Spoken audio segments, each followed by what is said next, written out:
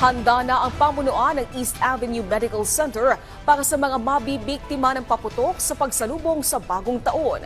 Bukod dito, naka-code white na rin ang ospital. Ang bagong gusali ng East Avenue Medical Center ang itinalagang lugar para tumanggap ng firecracker-related injuries ngayong pagsalubong sa 2025. Una nang ginamit ito para sa COVID-19 cases sa mga nakaraang taon.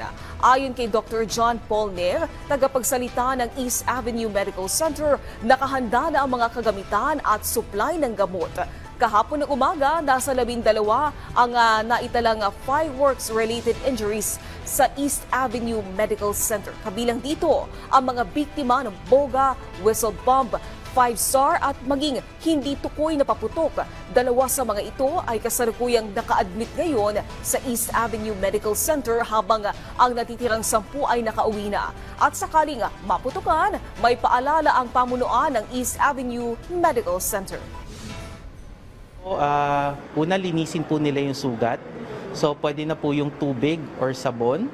Tapos, balutin po nila yan ng malinis na tela and dalhin na po nila agad sa pagamutan.